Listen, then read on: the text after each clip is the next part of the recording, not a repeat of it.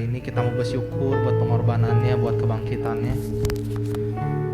Kita mau ucapkan terima kasih Tuhan. Kau Allah yang baik Tuhan. Kami ingin masuk ke dalam hadirat-Mu lebih lagi ya Tuhan. Karena Kau Allah yang hidup ya Tuhan, Kau Allah yang kekal ya Tuhan. Terima kasih Tuhan. Terima kasih Tuhan. Pimpin ibadah kami Tuhan dari awal pertengahan ke akhir ya Tuhan. Biar apa yang kami nyanyikan ini Tuhan hanya berfokus saja kepada Kau saja ya Tuhan. Pimpin kami ya Tuhan. Kami ingin merayakan kebangkitan Kau ya Tuhan. Kami mau serahin Tuhan ibadah kami ke dalam tangan-Mu ya Tuhan. Terima kasih Tuhan.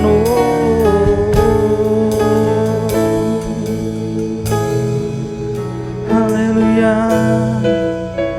Kau ku sembah Tuhan.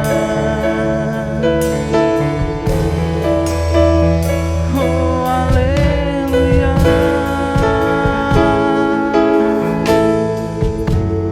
Ku sembah Kau Allah yang hidup.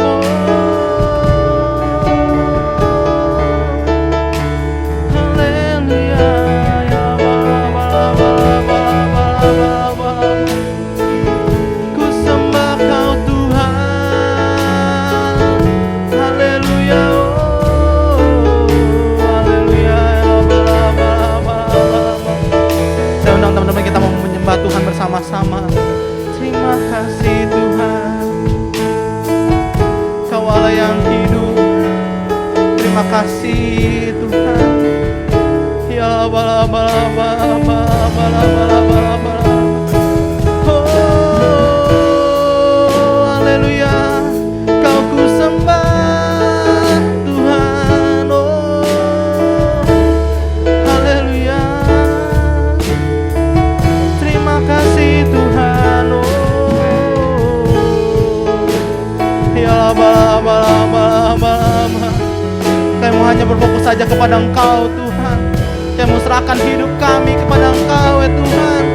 Karena kami percaya Engkau Allah yang ajaib ya Tuhan. Haleluya. Kau ku sembah, Kau ku puji Tuhan. Oh kami mau masuk ke dalam hadirat-Mu ya Tuhan. Terima kasih Bapa. Haleluya.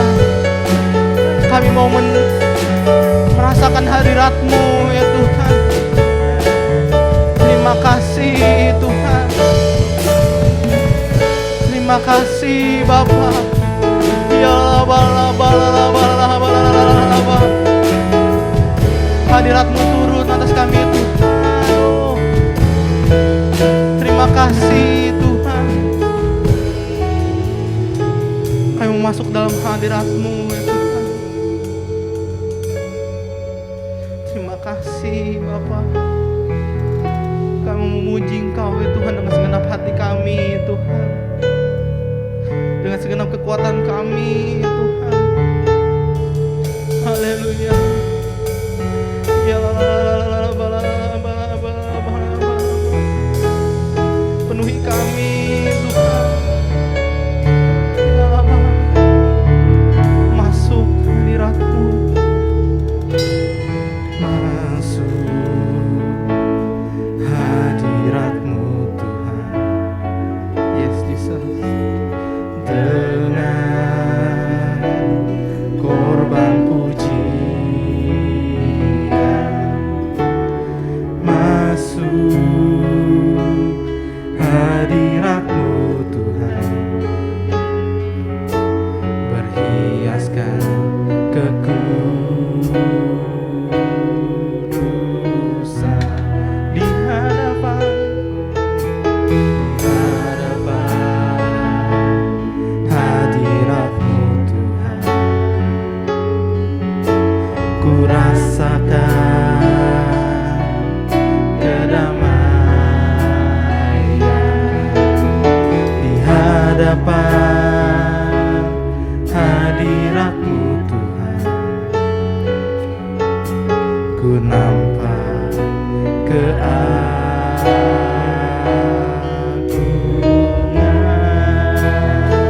Panggil dia Yesus.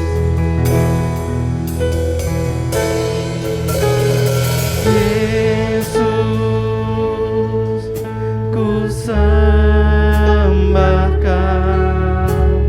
sujud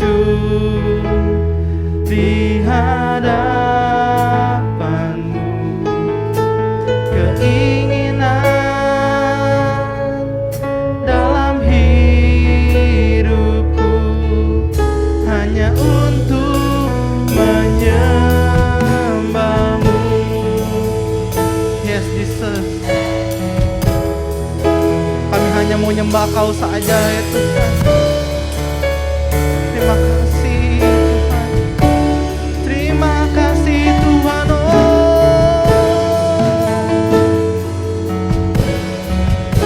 Terima kasih Tuhan. Kami masuk dalam hadirat-Mu.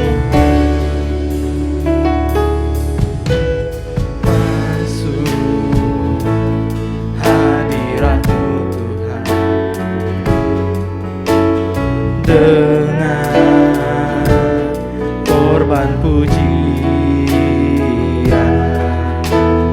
masuk hadirat-Mu Tuhan, berhiaskan kekudusan di hadapan-Mu.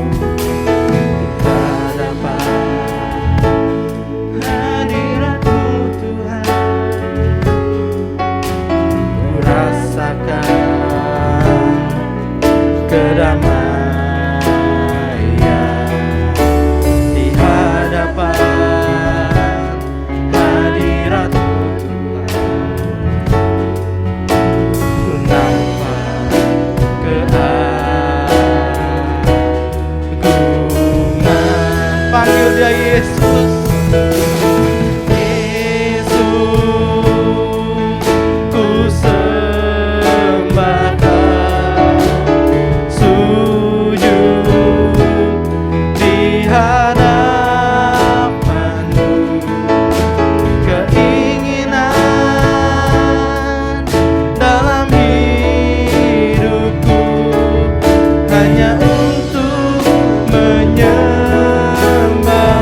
Panggil dia Yesus.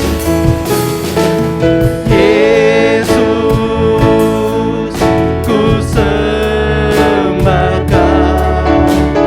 sujud di hadapan-Mu. Keinginan dalam hidupku hanya untuk menyembah Yesus. Yesus,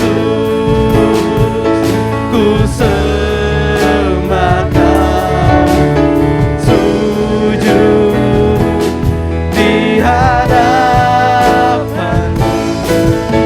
Keinginan dalam hidupku hanya untuk menyembah-Mu. Kita mau menyembah Tuhan bersama-sama. Terima kasih Tuhan.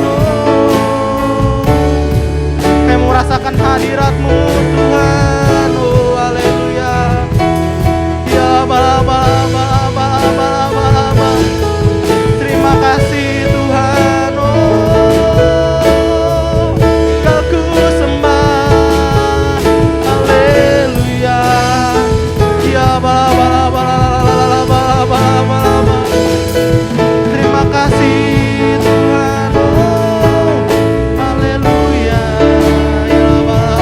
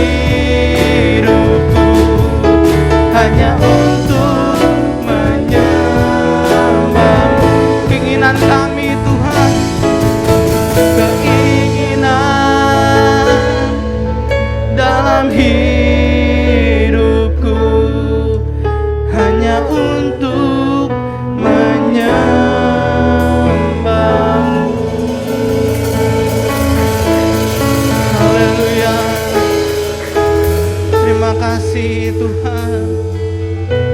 Haleluya, aku bersyukur Tuhan. Kau Allah yang hidup Tuhan. Haleluya.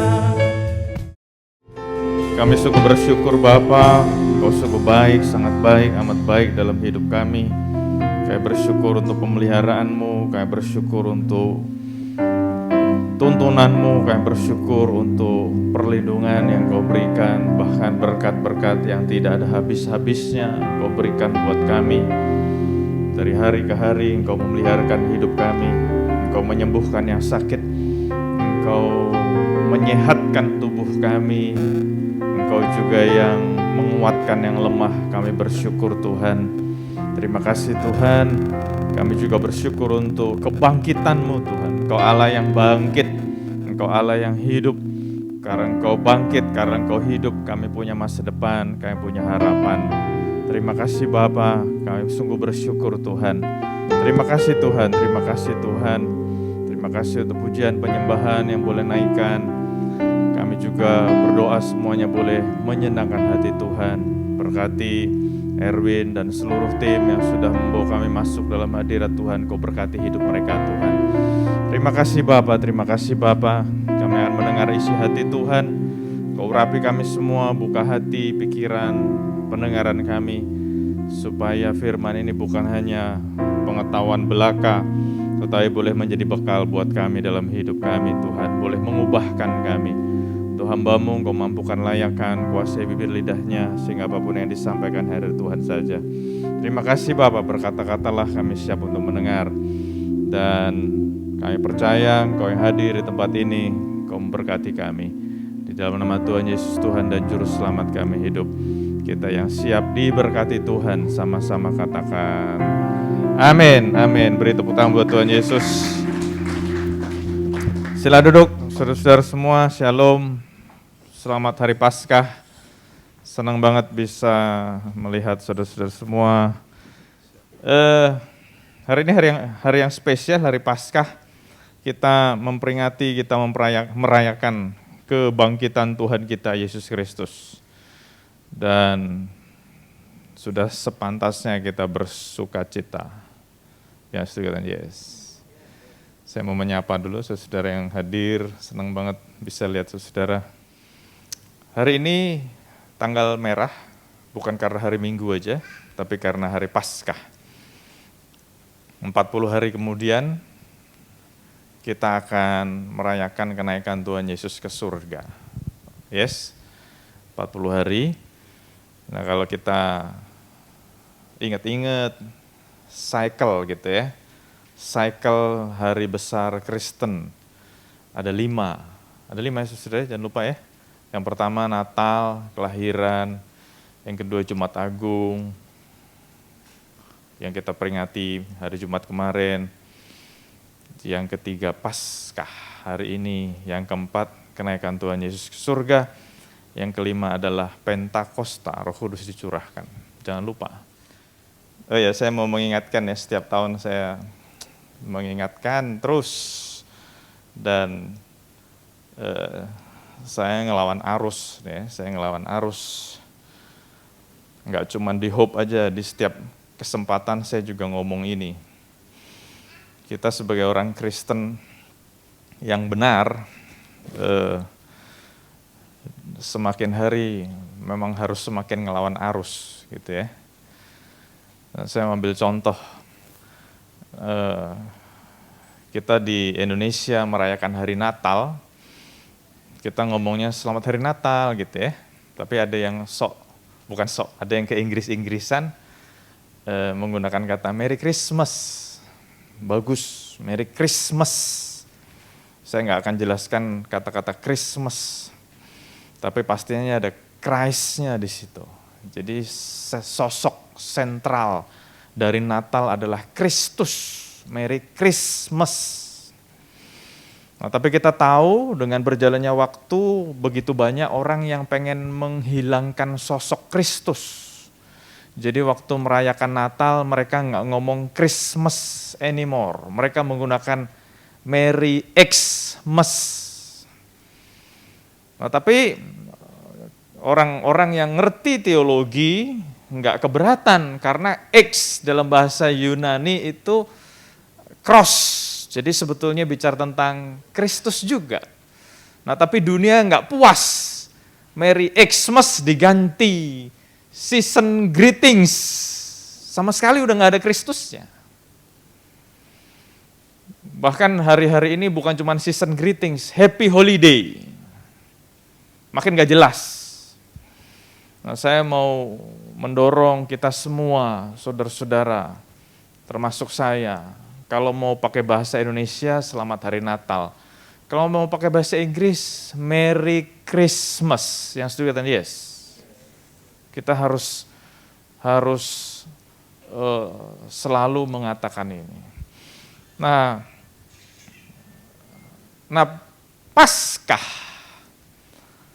Paskah ternyata juga dihantam sama dunia, gitu ya. Saya menyampaikan kepada saudara selamat Paskah. Tapi kalau mau pakai bahasa Inggris, beberapa orang mengatakan bukan happy Passover. Padahal arti kata Passover itu bagus banget. Passover, dilalukan. Jadi Tuhan mau mati buat kita supaya kita dilalukan dari hukuman. Kita diselamatkan. Tetapi dunia membuat orang Kristen teralihkan. Dan saya sedih karena begitu banyak gereja juga sudah tidak mengatakan happy Passover. Tapi kata-kata yang lain. Walaupun terus terang ada yang berkata kata-kata itu mirip dengan bahasa Jerman. Bahasa Jerman menggunakan kata Oster. Oster artinya kebangkitan. Nah, tapi ya terserahlah. Saya tidak mau menghakimi orang-orang yang menggunakan kata lain. Tapi saya mau mengajak saudara-saudara semua tetap menggunakan kata happy Passover. Karena kata-kata lain itu ternyata punya pengertian yang berbeda. Saya nggak mau sebut ya, saya dari tadi wanti-wanti diri saya nggak mau sebut kata-kata itu. Karena kata-kata itu punya hubungan erat dengan perayaan kesuburan. Dan Paskah atau Passover memang selalu dekat dengan musim semi. Makanya mereka menggunakan momen itu untuk merayakan musim semi dan bicara tentang hari itu yang saya nggak mau sebut namanya, mereka merayakan sebagai hari kesuburan. Makanya kalau saudara lihat dekorasi Paskah itu banyak telur. Kenapa? Apa hubungannya sama telur gitu ya? Di Alkitab nggak ada. Karena memang arti dari kata yang tadi, yang orang sebut di luar sana, itu bicara tentang kesuburan. Makanya identik dengan telur. Terus lebih canggih lagi, bukan cuma telur, tapi coklat berbentuk telur. Terus itu ada binatang juga kok. Rabbit, bunny. Kenapa? Karena memang kelinci adalah binatang yang merepresentasi kesuburan. Saudara kalau pernah piara kelinci, tapi sepasang cowok cewek, nggak cuma cowok doang, nggak cuma cewek doang, itu cepet banget punya anaknya. Jadi makanya disebut dengan itu tadi, kesuburan. Ada telur, ada kelinci. Nah, jadi saya makin hari makin ngelihat kekristenan ini makin terdistraksi, teralihkan. Natal udah ditarik-tarik. Orang kalau nanya sama anak-anak sekarang, kalau Natal kamu ingetnya apa? Kalau anak-anak ngomong apa? Natal ingetnya apa? Santa Claus. Udah bukan Yesus Kristus lagi. Sedih gitu rasanya. Terus kalau ditanya, Paskah ingetnya apa? Bunny. Kelinci. Telur. Sedih banget gitu ya. Saya nggak tahu saudara sedih atau enggak. Tapi kalau saya sedih, saya geleng-geleng. Kita ini sudah terdistract dengan luar biasa. Bahkan masuk ke dalam gereja. Terus gimana kalau ada gereja yang ngerayain Paskah sekolah minggu, bagi-bagi telur, terus bagi-bagi coklat, ya nggak apa-apa juga sih, it's okay aja. Saya nggak se-ekstrim itu gitu ya.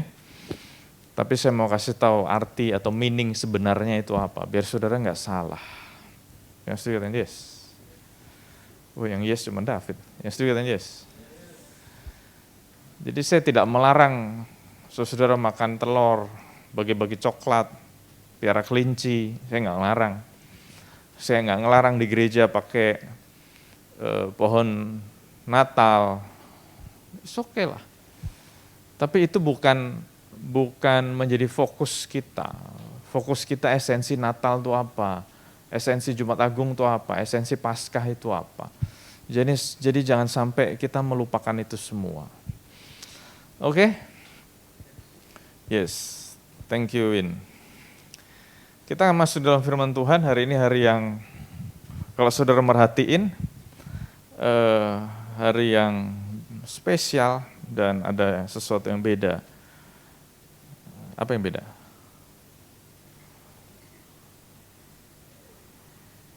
Ya, beda. Oke, kita akan buka Alkitab kita. Hari ini kita akan baca banyak ayat. Saya suka banget cerita ini. Mungkin saudara yang udah kenal saya lama, udah pernah dengar saya khotbah ini. Kitab Yohanes pasal 20. Ingat hari ini kita merayakan Paskah. Yesus bangkit ya. Yesus bangkit dan firman Tuhan dengan jelas menyampaikan. Setelah Yesus bangkit, selama 40 hari dia menampakkan diri kepada banyak orang. Tujuannya adalah supaya tidak terjadi cerita yang simpang siur. Jadi waktu Tuhan Yesus bangkit, dia sengaja menampakkan diri kepada murid-muridnya dan kepada beberapa orang lain. Supaya mereka firm, supaya mereka yakin, supaya mereka benar-benar, oh iya Tuhan Yesus bangkit. Walaupun selama Tuhan Yesus mengajar, Tuhan Yesus sudah berkali-kali ngomong kepada mereka, aku akan mati di kayu salib. Tapi nggak usah khawatir, nggak usah sedih. 3 hari kemudian aku akan bangkit. Tuhan Yesus sering ngomong gitu ya sama murid-muridnya. Nggak usah takut, nggak usah khawatir. 3 hari kemudian aku akan bangkit.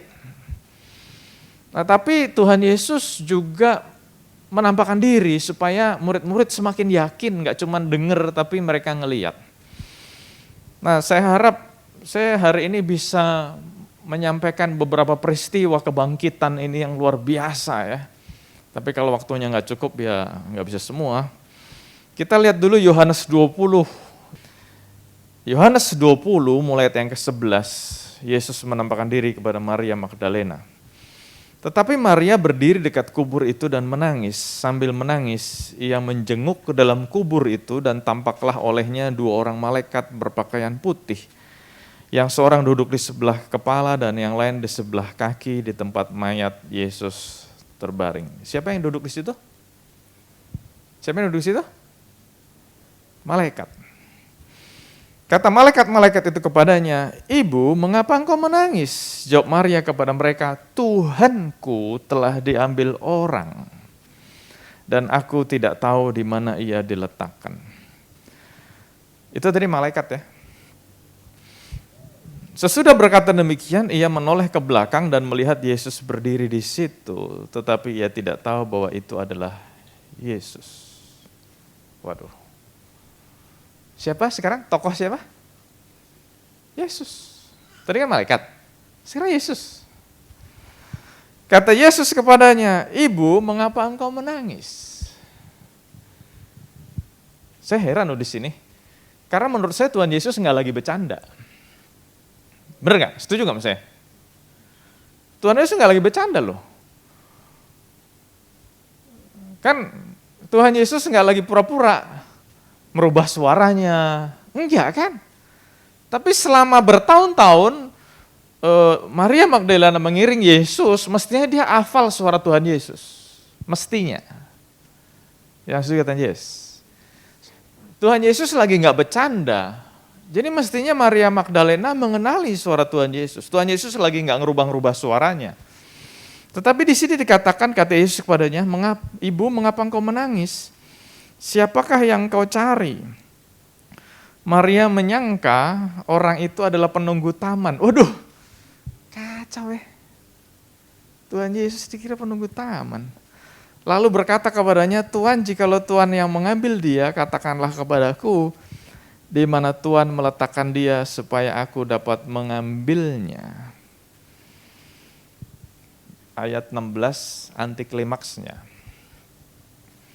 Jadi saya ngebayangin ya. Ayat 15, Tuhan Yesus manggil Maria dengan suara yang lembut.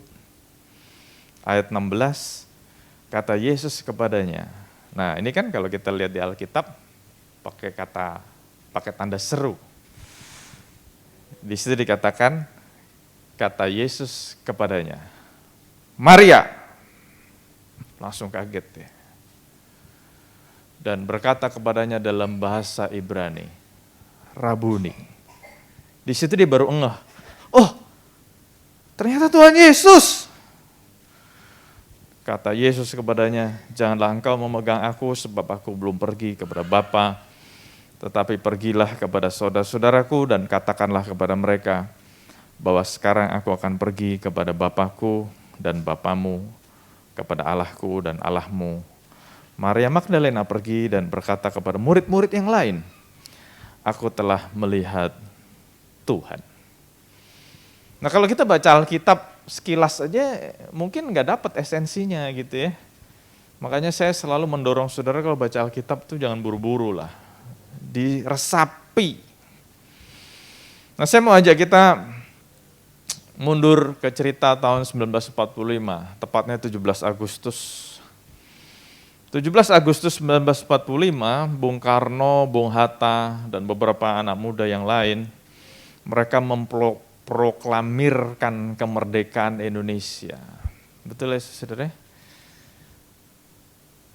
Proklamasi kami, gitu ya. 17 Agustus 1945, di tengah-tengah kepungan tentara Jepang, di tengah-tengah keadaan dunia yang chaos karena Perang Dunia Kedua, nah, Jepang sudah dikalahkan oleh sekutu dan sekutu sudah pengen masuk lagi ke Indonesia. Nah, di tengah-tengah keadaan seperti itu, Soekarno-Hatta dan beberapa anak muda memproklamirkan kemerdekaan. Nah, tapi musuh ngerti. Yang membuat orang merdeka atau tidak merdeka itu bukan hanya fakta di lapangan, tetapi yang membuat orang merdeka atau tidak merdeka adalah mindset-nya, pikirannya, perasaannya. Nah, musuh ngerti gimana supaya bangsa Indonesia tidak sadar kalau masih merdeka. Mereka berusaha untuk menyelubungi fakta kemerdekaan. Makanya banyak orang-orang di daerah kan zaman dulu belum ada sosial media, di zaman dulu belum ada internet yang keren, belum ada alat komunikasi yang canggih. Jadi orang-orang di luar Jabodetabek, khususnya di pulau-pulau yang lain, nggak nangkep tuh. Nah, saya kasih judul supaya singkat aja deh. Saya kasih judul, fakta kemerdekaan memang diselubungi. Fakta kemerdekaan memang ditutupi supaya bangsa Indonesia masih mikir mereka dijajah. Masih dijajah. Jadi berita kemerdekaan itu harus ditutupin. Orang nggak boleh tahu, orang nggak boleh denger kalau kamu udah merdeka. Jadi Jepang, terus setelah Jepang keluar, Belanda masuk lagi, mereka ngomong enggak, siapa bilang kamu merdeka? Enggak, nggak bisa. Itu bukan merdeka, itu adalah ekstremis, pemberontak. Kamu belum merdeka. Dan cerita ini terus bergulir bertahun-tahun. Sejarah membuktikan bangsa Indonesia baru akhirnya sadar kalau mereka merdeka sekitar tahun 1949. Membutuhkan waktu 4 tahun. Nah, saya mau ajak saudara fokus lagi dengan cerita ini. Tuhan Yesus sudah berkali-kali ngomong sama murid-muridnya, termasuk kepada Maria Magdalena, aku pasti bangkit, pasti bangkit. Dan kita tahu Tuhan Yesus bangkit, ada kemenangan, ada sorak kemenangan. Terus ada harapan, ada sukacita. Benar gak? Tetapi iblis ngerti, kalau orang Kristen dikasih tahu bahwa Tuhan Yesus bangkit, gaya hidup orang Kristen pasti beda. Makanya iblis berusaha menyelubungi fakta kebangkitan ini. Bagaimana cara menyelubunginya? Dengan pikiran dan perasaannya sendiri. Saya ulang sekali lagi ya. Fakta kebangkitan Tuhan Yesus diselubungi, iblis nggak bisa menyelubungi dengan cara yang aneh-aneh. Kenapa? Karena Tuhan begitu powerful, begitu dahsyat. Iblis sudah dikalahkan. Gimana caranya iblis menyelubungi kebangkitan ini? Dengan pikiran dan perasaan manusia sendiri. Dikasih pikiran-pikiran negatif, perasaan-perasaan yang negatif, pikiran-pikiran yang jelek, perasaan-perasaan yang jelek. Saya nggak usah suruh angkat tangan deh, saya percaya, saya yakin semua yang ada di ruangan ini, termasuk yang ada di Zoom, termasuk yang mengikuti ibadah ini lewat YouTube, semuanya pasti ngalamin itu. Nggak tahu kenapa ya, tiba-tiba punya pikiran, aduh, nanti kalau ini gimana, nanti kalau ini gimana dong, nanti kalau ini gimana, nanti kalau nggak laku gimana. Nanti kalau ini kerjaan gimana dong? Tiba-tiba bisa punya perasaan yang galau, bete, dan sebagainya. Sekali lagi saya nggak mau nanya, nggak mau minta angkat tangan, tapi saya yakin semuanya pernah ngalamin kayak gitu. Termasuk saya. Bisa tiba-tiba bete, bisa tiba-tiba pengen marah, atau sebaliknya bisa tiba-tiba sedih. Nggak tahu ada apa-apa. Punya pikiran-pikiran yang, aduh, gimana ya? Aduh gimana ya? Waduh, ekonomi berat. Aduh, yang naik bukan cuma Pertamax, Pertalite juga mau naik, LPG mau naik, PPN naik, semuanya naik. Tapi gaji nggak naik-naik. Waduh, pikirannya jadi aneh-aneh gitu ya. Nah, iblis ngerti bagaimana caranya menyelubungi fakta kebangkitan Tuhan Yesus supaya orang Kristen tidak mengalami itu, pikiran dan perasaannya diselubungi. Nah, kita kembali ke cerita ini. Tuhan Yesus bangkit, itu fakta kan? Setuju ya saudara? Fakta loh, Tuhan Yesus bangkit itu fakta. Tuhan Yesus sudah berkali-kali ngomong kepada murid-muridnya, aku akan bangkit, aku akan bangkit. Termasuk kepada Maria Magdalena. Tetapi karena Maria Magdalena terlalu sedih, saya ulang sekali lagi kata-katanya. Maria Magdalena terlalu sedih. Dia tenggelam dalam pikirannya, dia tenggelam dalam perasaannya. Aduh, dia nangis. Kan tadi saya udah kasih pendahuluan betapa dia dekat, betapa dia sangat dekat sama Tuhan Yesus. Jadi waktu Tuhan Yesus mati, dia nangis sejadi-jadinya. Beberapa hari lalu saya baca sebuah tulisan gitu ya, nggak sengaja Tuhan Yesus sudah dahsyat ya. Lagi siap khotbah dikasih bahan-bahan. Kita tahu Vladimir Putin orang yang sangat strength gitu, sangat kuat. Tetapi beberapa tahun yang lalu dia pernah sedih sesedih-sedihnya, hancur sehancur-hancurnya. Waktu dia punya ayah angkat yang meninggal. Dia nggak mau ditemenin, dia nggak mau dihibur, dia menyendiri aja. Nah, kurang lebih kayak gitu. Maria Magdalena sedih Tuhan Yesus mati, sedih. Saya katakan sekali lagi, dia tenggelam dalam kesedihannya. Jadi waktu dia datang ke kubur, dia nangis sejadi-jadinya. Tuhanku mati, Tuhanku mati. Sedih banget. Saya nggak tahu saudara pernah ngalamin sedih kayak gitu apa enggak. Sambil menangis ia menjenguk ke dalam kubur itu, dia ngelihat. Saya heran loh, saya baca ini heran. Kok dia nggak heran ya? Ada 2 tokoh di dalam kubur itu, berpakaian putih lagi. Nah kalau nanti someday kita akan ke Israel, yang sudah katakan yes. Kita akan lihat kubur Tuhan Yesus.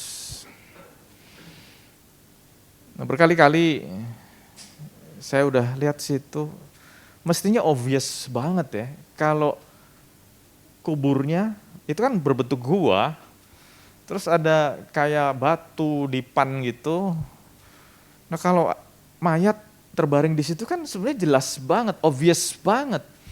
Tetapi waktu Maria masuk, kok dia nggak ngeh gitu ya, dia nggak merhatiin. Tuhan Yesus mana ya? Kok udah nggak di situ? Terus kok dia nggak merhatiin ya? Ada 2 tokoh berpakaian putih. Kok dia nggak mikir siapa lu?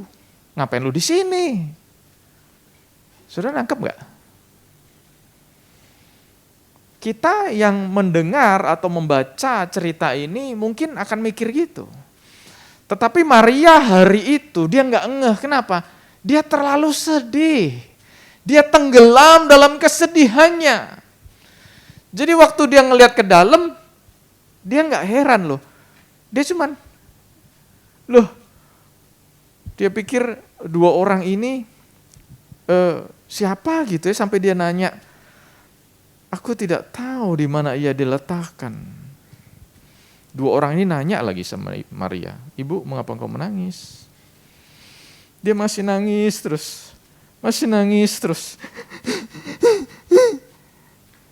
Terus tiba-tiba dari belakang ada suara mengatakan, Ibu, mengapa engkau menangis? Siapa yang kau cari? Beneran loh, saya berkali-kali baca ini, dan seingat saya udah khotbahkan ini beberapa kali, saya masih tetap kaget, bingung. Kok bisa ya Maria tuh sampai tidak ngeh dengan 2 tokoh malaikat, dia nggak ngeh mayat Yesus di mana, dia nggak ngeh Tuhan Yesus sudah di belakangnya. Dia nggak. Tapi ini Maria tidak mengenali Yesus. Sampai Tuhan Yesus tanya, Ibu, mengapa menangis? Gitu. Padahal Tuhan Yesus kan nggak ngerubah suara kayak Ipin Upin, mengapa menangis? Kan nggak gitu. Masih aja. Nah jadi saya kasih judul adalah, orang ya kalau diselubungi dengan kesedihan, diselubungi dengan kekhawatiran, diselubungi dengan pikiran dan perasaan yang dihasilkan oleh pikirannya sendiri, perasaannya sendiri, dia nggak bisa ngeh dengan fakta yang terjadi di sekitarnya.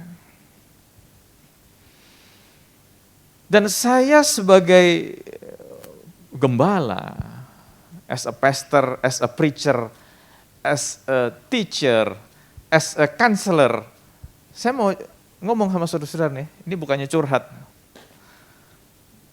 Ada saat-saat di mana saya melihat orang begitu sedih banget, pikirannya begitu negatif banget, itu saya lebih baik diem aja. Kenapa?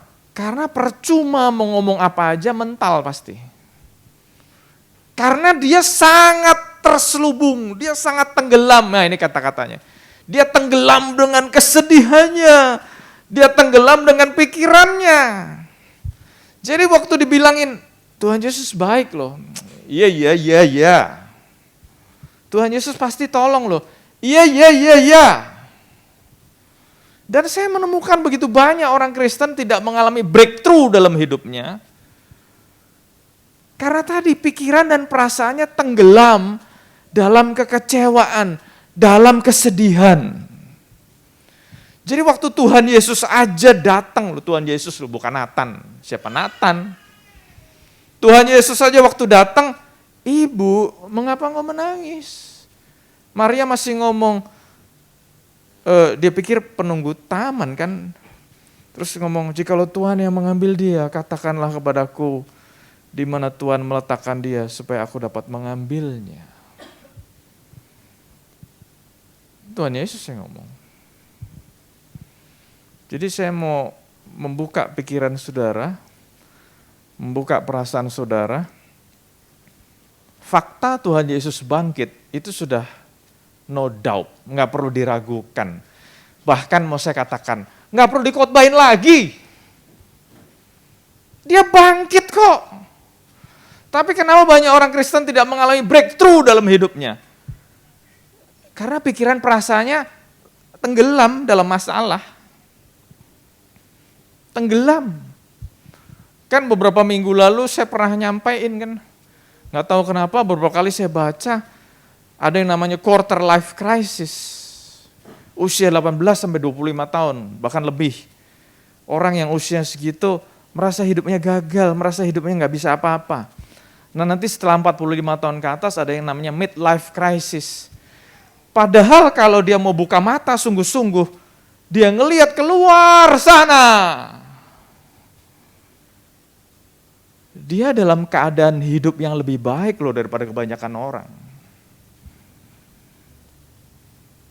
Tapi nggak tahu pikirannya, aduh aku gagal, cita-citaku nggak berhasil, rencanaku gagal, hidupku kayak gini, I'm useless. Waduh, makanya buka mata lebar-lebar, cobalah ngelihat keadaan luar sana. Di luar sana banyak orang yang jauh lebih menderita. Kalau saudara berpikir Indonesia kok kayak gini ya, saudara baca berita nggak? Beberapa hari yang lalu Sri Lanka mengumumkan default country, negara yang gagal. Nah, kalau baca-baca gitu saya jadi pikir, untung ya kita tinggal di Indonesia bukan Sri Lanka. Sorry ya buat yang tinggal di Sri Lanka. Tapi ini kan contoh. Betapa orang seringnya mengasihani diri. Betapa orang seringnya menganggap dirinya gagal. Nah, iblis ngerti dalam keadaan seperti itu, firman Tuhan yang disampaikan, kesaksian yang disampaikan, pujian yang didengar, itu mental semuanya. Dem, mental. Kenapa? Karena dia tenggelam dalam kesedihan, tenggelam dalam pikiran yang negatif. Boro-boro Nathan, Yesus saja yang datang, Maria nggak kenal. Gitu kan? Nah berapa banyak orang hari-hari ini, orang Kristen hari-hari ini, tidak mengalami breakthrough, walaupun udah Paskah berapa kali ini sejak pandemi? 3 kali ini ya. Diceritain, sebab dia hidup ada hari esok. Sebab dia hidup, ada pengharapan. Tetap aja hidupnya masih I'm loser. I cannot do anything.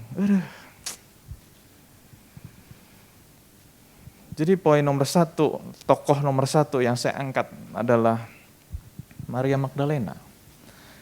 Karena saking dianya dipenuhi dengan pikiran yang negatif, perasaannya sedih, kecewa. Aduh, Tuhan Yesus mati, Tuhanku mati. Tuhan datang juga gak kenal. Sampai akhirnya Tuhan bentak dikit. Maria! Oh iya ya.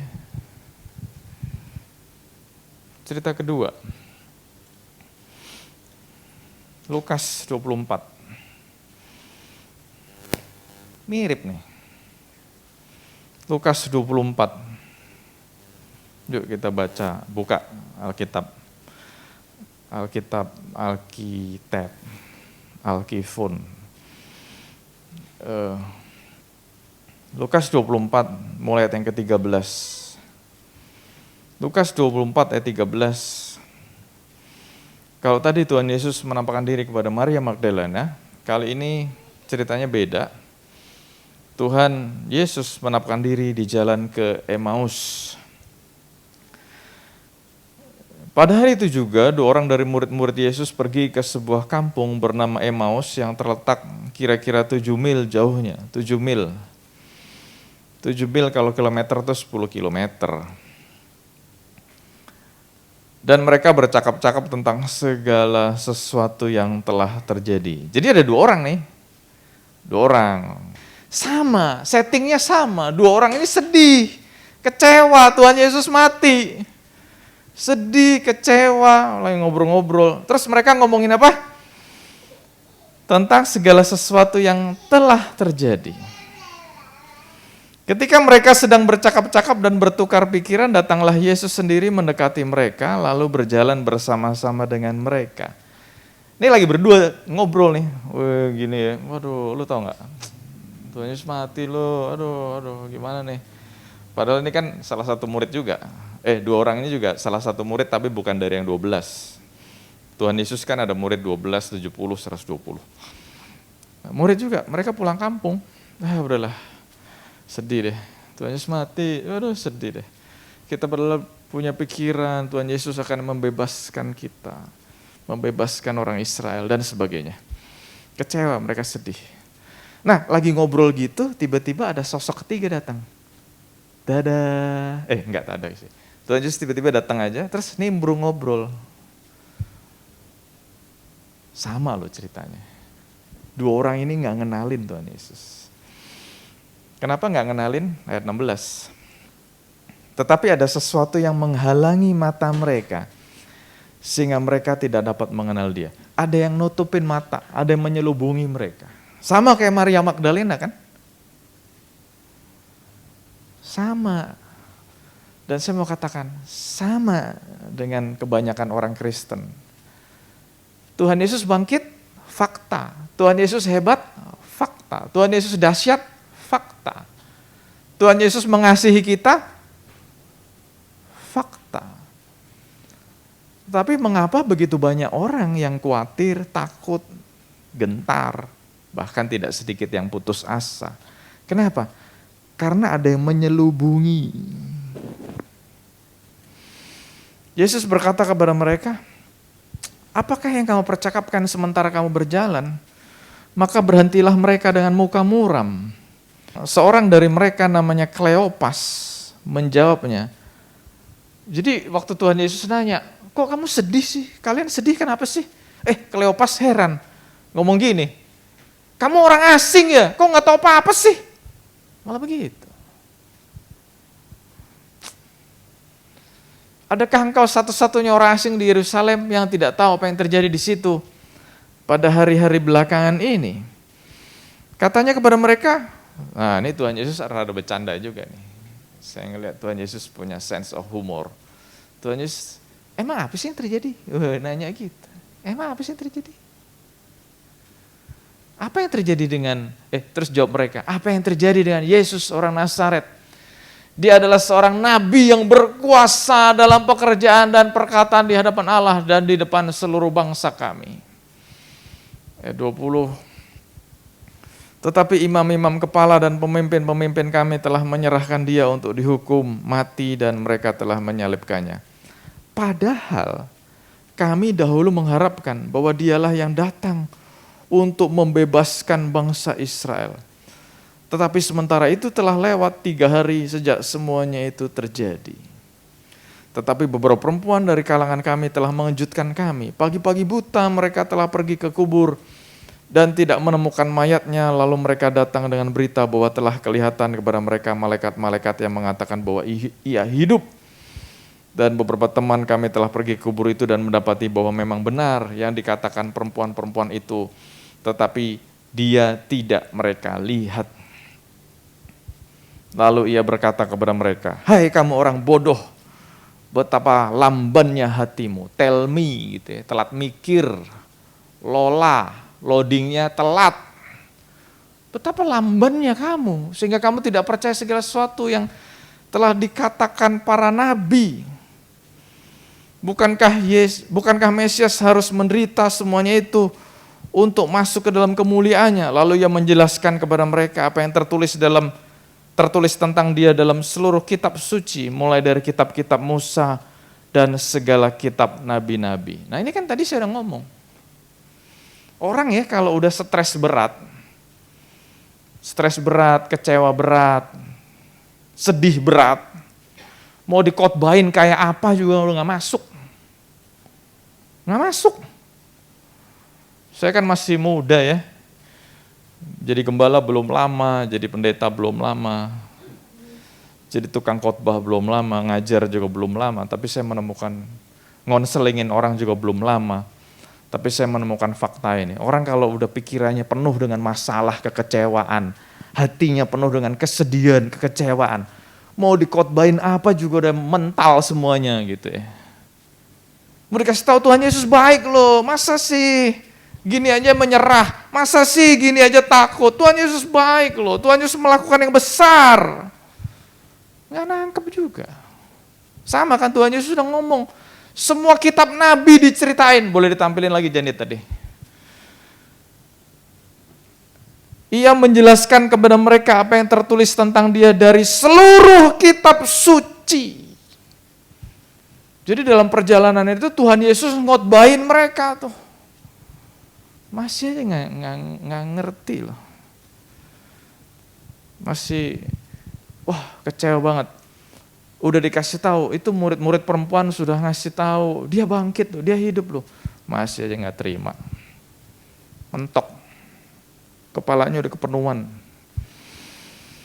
Mereka mendekati kampung yang mereka tuju, lalu ia berbuat seolah-olah hendak meneruskan perjalanannya. Tetapi mereka sangat mendesaknya, katanya. Tinggallah bersama-sama dengan kami, sebab hari telah menjelang malam dan matahari hampir terbenam. Lalu masuklah ia untuk tinggal bersama-sama dengan mereka. Jadi orang Yahudi, orang Timur Tengah, punya kebiasaan kalau sudah gelap, itu tamunya harus diajak tinggal bersama mereka. Itu mannernya orang Timur Tengah. Gak boleh jalan sendirian di tengah kegelapan malam. Nah, jadi Tuhan Yesus diundang masuk ke rumahnya. Waktu ia duduk makan dengan mereka, ia mengambil roti, mengucap berkat, lalu memecah-mecahkannya dan memberikannya kepada mereka. Ketika itu, terbukalah mata mereka, dan mereka pun mengenal dia, tetapi ia lenyap dari tengah-tengah mereka. Nah, kapan mata dua orang ini terbuka? Waktu dia melihat Tuhan Yesus mengambil roti, memecah-mecahkannya, dan memberikan kepada mereka. Nah, dalam Alkitab ada dua kejadian kapan Tuhan Yesus mengambil roti dan memecah-mecahkannya. Kejadian yang pertama adalah waktu Tuhan Yesus memberi makan 5.000 orang dan 4.000 orang. Dan saya percaya, kan dua orang ini murid. Jadi dua orang ini menyaksikan Yesus di atas sebuah tempat yang lebih tinggi, memecah-mecahkannya. Nah, di situ mereka melihat kayak deja vu. Oh, gue pernah lihat nih kejadian kayak gini nih. Kapan? Waktu Tuhan Yesus membuat mujizat. Ribuan orang kelaparan dan Tuhan Yesus kasih makan. Kejadian yang kedua adalah waktu perjamuan akhir, the last supper. Waktu Tuhan Yesus mengambil roti, memecah-mecahkannya.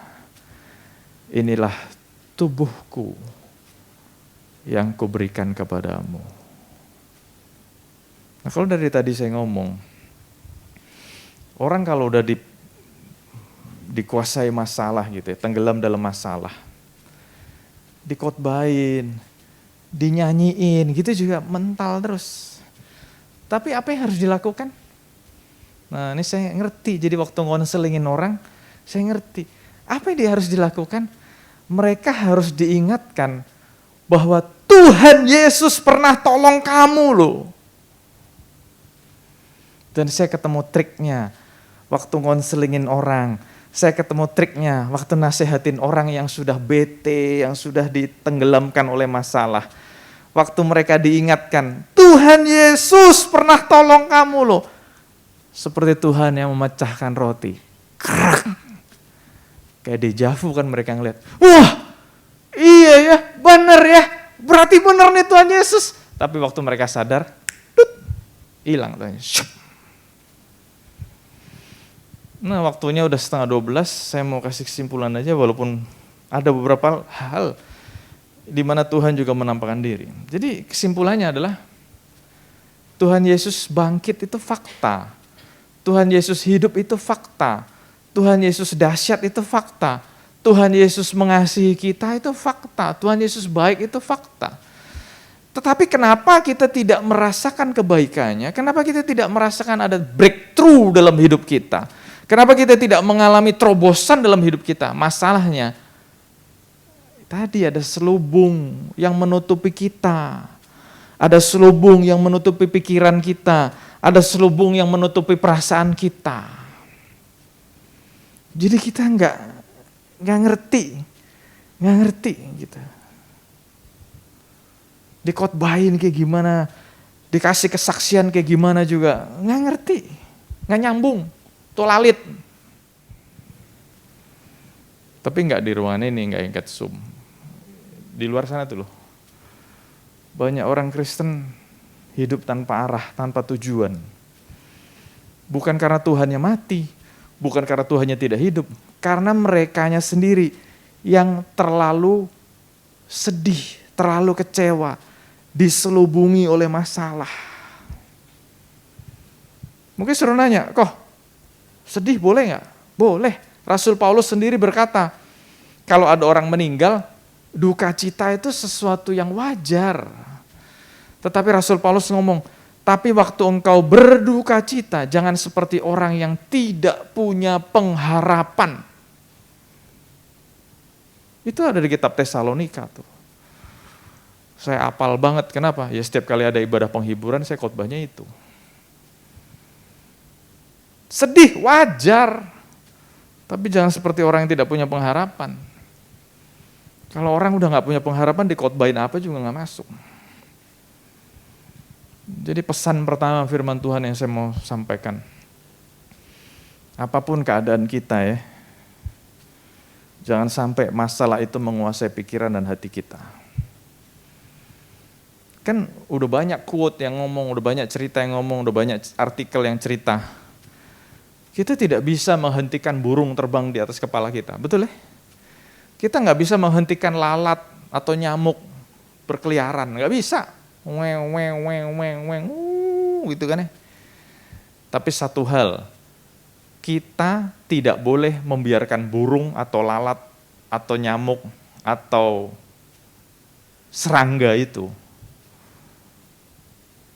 bikin sarang di kepala kita. Yang sudah yes. Kan burung terbang atau lalat atau nyamuk, ya kita nggak bisa. Tapi yang bisa kita pastikan mereka tidak bikin sarang di kepala kita. Terus kalau diceritain gini, bener, setuju. Tapi saya mau aplikasikan. Kita tidak bisa membiarkan masalah berkeliaran di hidup ini. Nggak bisa. Masalah berkeliaran nggak bisa. Masalah ekonomi, pajak naik, nggak bisa. Kita nggak bisa mengontrol itu semua. Tapi satu hal, jangan biarkan masalah itu bikin sarang di kepala kita. Jangan biarkan masalah itu bikin sarang di hati kita. Kan?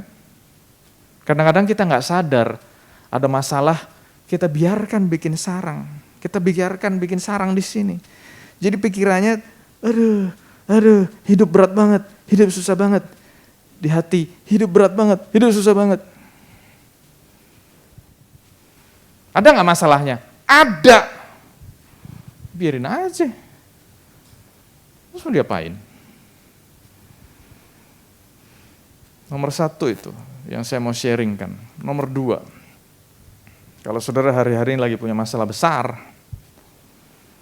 sama seperti Tuhan Yesus memegang roti, hari ini saya juga mau kasih tahu sama saudara semua. Tuhan Yesus yang sama yang pernah tolong kita,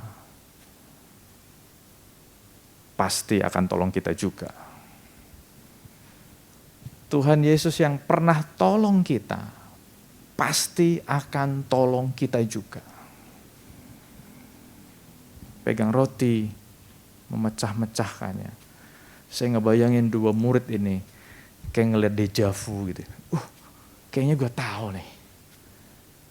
Sepersekian detik waktu mereka sadar, oh iya nih Tuhan Yesus, hilang. Dan kita baca happy ending, mereka berkata, iya pantesan loh. Waktu orang ini ngobrol, hati kita berkobar-kobar. Ya sudahlah, terlambat, tapi ya better late than never lah. Akhirnya, mereka mengalami sebuah perubahan. Dan poin yang ketiga yang saya mau sampaikan, Tuhan baik. Walaupun Maria Magdalena dipenuhi masalah, walaupun dua murid Emmaus ini dipenuhi masalah, Tuhan Yesus tidak pernah menyerah. Tuhan gak pernah menyerah loh. Tuhan tidak pernah menyerah terhadap saya. Jadi walaupun saya udah pernah, oh Tuhan ampun deh, nyerah deh, udah gak mau lagi deh. Tuhan tetap mengetuk pintu hati saya.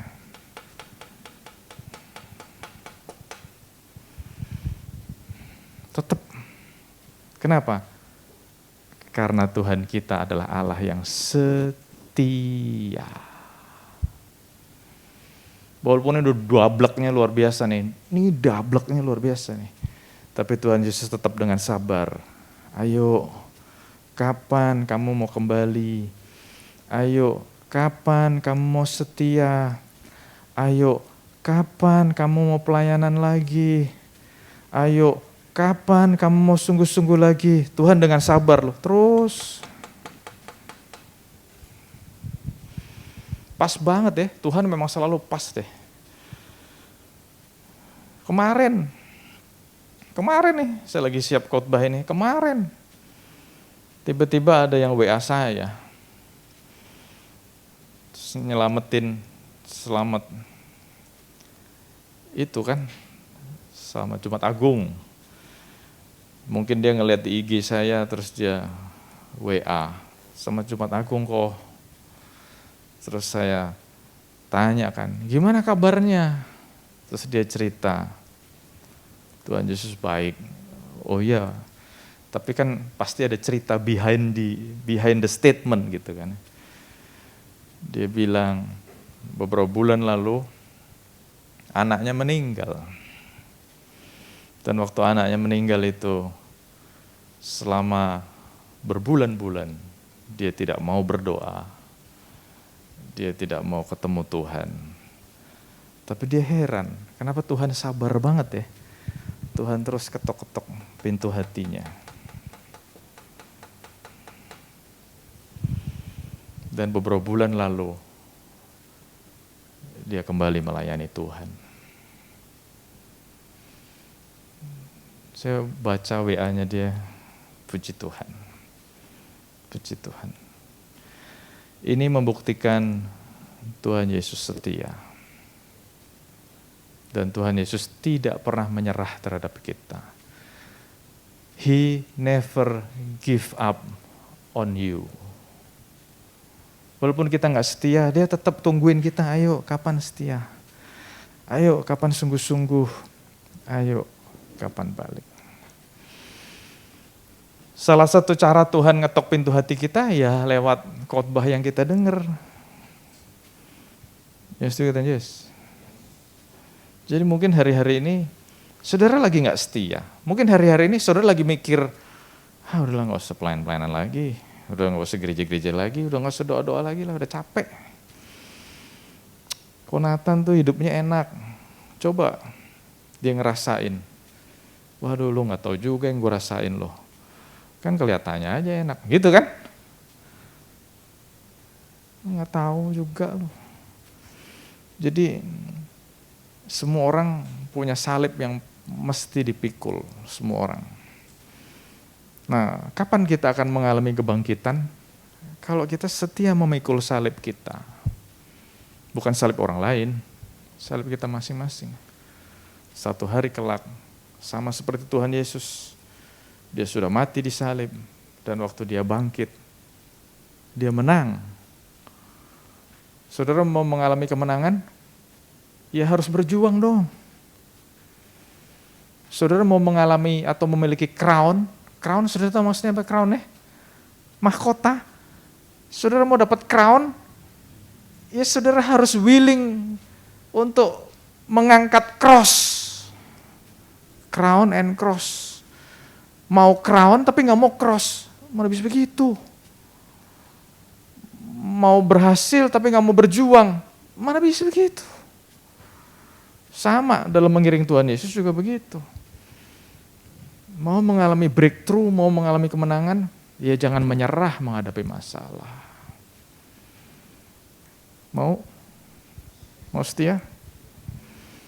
Yuk kita bangkit berdiri sama-sama yuk. Kami bersyukur Tuhan, hidup kami jadi berarti karena Engkau hidup. Hidup kami jadi meaningful, jadi punya arti, jadi punya tujuan, jadi punya pengharapan karena Engkau hidup. Terima kasih buat firman-Mu hari ini Tuhan yang mengingatkan kami. Engkau hidup, Engkau dahsyat, Engkau luar biasa. Engkau mengasihi kami. Dan Engkau mau kami mengalami hidup yang berarti itu Tuhan. Hidup yang berkemenangan. Hidup yang powerful. Hidup yang mencapai fullest life itu. Terima kasih Bapa, kami bersyukur Tuhan untuk kebaikan-kebaikan-Mu. Hari ini kami sudah dengar pesan-Mu. Apapun yang kami hadapi, kami tidak mau mengizinkan masalah itu, perasaan itu, pikiran negatif itu bersarang dalam hidup kami. Karena mereka itu semua dapat menyelubungi kebaikan Tuhan. Mereka itu semua dapat menutupi mata kami dari kedahsyatan Tuhan. Terima kasih Tuhan, Engkau buka mata kami, buka hati kami Tuhan, untuk boleh selalu menikmati kebaikan-kebaikan Tuhan, untuk boleh selalu menyaksikan kebesaran-kebesaran Tuhan, bukan hanya menyaksikan, mengalami kebesaran-kebesaran Tuhan. Terima kasih Bapa, kami bersyukur Kau sudah berkata-kata, biar Engkau yang terus mengingatkan kami, Roh Kudus yang boleh terus beracara dalam hidup kami Tuhan. Sekali lagi Tuhan, aku berdoa, biar Engkau sendiri yang mengangkat setiap selubung itu dari hidup kami Tuhan. Kalau mungkin ada perasaan yang tidak baik, ada pikiran yang tidak baik, yang selama ini menutupi pikiran dan perasaan kami, hari ini kami mau berdoa Tuhan, Engkau angkat dalam nama Tuhan Yesus. Kau buang selabut itu Tuhan, Kau buang selubung itu Tuhan. Kami mau membuka hati kami, pikiran kami, mata kami, telinga kami, untuk boleh menikmati, mengalami kebaikan-kebaikan Tuhan. Tuhan yang hidup, Tuhan yang bangkit. Terima kasih Tuhan Yesus, Kau berkati anak-anak-Mu yang sudah hadir, maupun anak-anak yang mengikuti ibadah ini lewat Zoom maupun lewat YouTube. Anak-anak-Mu yang sudah melayani, Kau berkati. Aku terus berdoa Tuhan, lembutkan hati mereka, lembutkan hati mereka. Kami punya Tuhan yang tidak pernah menyerah. Kami punya Tuhan yang tidak pernah give up on us. Tapi ajar kami untuk tidak menyia-nyiakan kesempatan. Karena kami tahu Tuhan, selagi masih ada kesempatan, kami mau menerima Tuhan sebagai Tuhan dan Juru Selamat. Kami mau melayani Tuhan, menyenangkan hati Tuhan. Karena kami tahu itu adalah sukacita kami waktu kami bisa melayani Tuhan. Terima kasih Tuhan, berkati setiap anak-anak-Mu. Kami bukan hanya pendengar, kami bukan hanya jemaat, bukan hanya penonton, tetapi kami adalah anak-anak-Mu, prajurit-prajurit Tuhan yang gagah perkasa. Terima kasih Tuhan Yesus, kami bersyukur. Terima kasih Bapa, aku berdoa Tuhan, berkati setiap anak-anak-Mu. Lingkupi kami terus dengan kasih-Mu, pertolongan-Mu, pemeliharaanmu, penyediaan-Mu. Kami percaya Engkau selalu memberikan yang terbaik buat kami, dan pertolongan-Mu tidak pernah terlambat. Terima kasih Bapa, kami bersyukur. Terima kasih Bapa. Dan sesudah dikasih Tuhan, sebelum kita meninggalkan tempat ini, terimalah berkat yang berlimpah-limpah dari Allah Bapa, kasih sayang anugerah dari Tuhan kita Yesus Kristus, persekutuan dengan Roh Kudus terus memimpin, menguatkan, meneguhkan kita, ada selalu bersama dengan kita mulai saat sekarang ini, bahkan sampai selama-lamanya. Dan kita yang diberkati Tuhan, sama-sama katakan amin, amin. Selamat Paskah, Tuhan Yesus memberkati. Sungguh besar,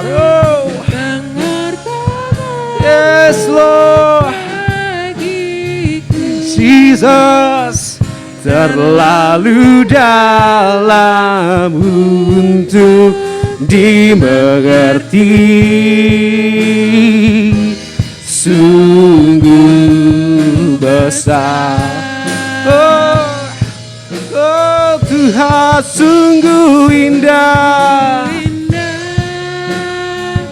yang Kau pikirkan tentangku. Tak terselami bagi